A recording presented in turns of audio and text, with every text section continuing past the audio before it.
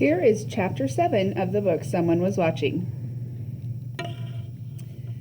The big silver bus pulled out of the Milwaukee depot at 9:05. Chris and Pat sat near the back, surrounded by empty seats. The only other passengers, a thin scarecrow of a woman with 4 noisy, scruffy little kids and an old man with an unlit, half-smoked cigar in his mouth, were seated near the front. They hadn't gone 6 blocks before the old man got up and moved toward the back, taking a seat 3 rows in front of the boys. Chris watched him turn down his hearing aid. "You think the bikes will be okay?" Pat asked. "I think so. They're chained to the pole, and the pole's holding up the building. I don't think anyone's going to move it, not without a cutting torch or dynamite."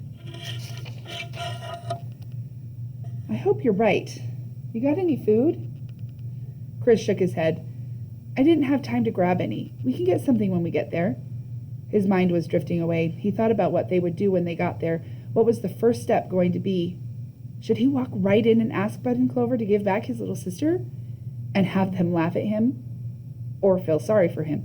Or get angry? Or if they really had her, decide that they were in danger and needed to do something desperate? No. Walking in and accusing them of anything would be stupid. He'd have to think of something else, some other way to find out if there was really something to this dream he was having. Maybe their faces would give them away. Maybe he could just look in their eyes and know for sure. And then what? He was staring out the window, but he could feel Pat's eyes on him. He turned toward his friend. It was time to let him in on it. "You going to tell me what we're doing, Christopher?" Pat asked. Chris nodded his head. "Yeah, but you've got to let me get through the whole story before you start laughing or calling me crazy, okay?" "Okay?" Chris began slowly, trying to remember how he first got the feeling that something wasn't making sense to him. He told Pat about the uneasiness he'd gone to bed with after seeing the tape, how he'd woken up twice, the second time recalling a scene and sounds on the tape that didn't seem to fit, what he'd seen and heard when he watched the tape again, the earlier scene in town, and Molly's secret. He tried not to make anything sound more significant than it was, but as the words came out, he could feel the excitement building. Pat listened quietly. Chris couldn't tell what he was thinking. When Chris stopped talking, Pat just sat there staring at the back of the seat in front of him. He wasn't laughing. Chris waited for a response. It wasn't like Pat to be quiet for more than a minute at a time. Chris just needed him to say something halfway positive, like maybe there was something to it. "It's possible," he said finally. "I think it really is possible." He frowned deeply. "But maybe it's nothing. There isn't much to go on. It could just be a coincidence."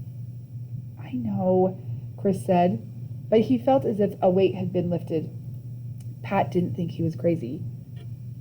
"Why haven't you told your parents?" Pat asked. "Because I didn't think I had enough to tell them. I figured they'd think I was fooling myself, or they'd get their hopes up over nothing, or they'd just plain get upset. I wanted to see if I could find out anything on my own." "On our own, you mean?" "Yeah, I was hoping you could come.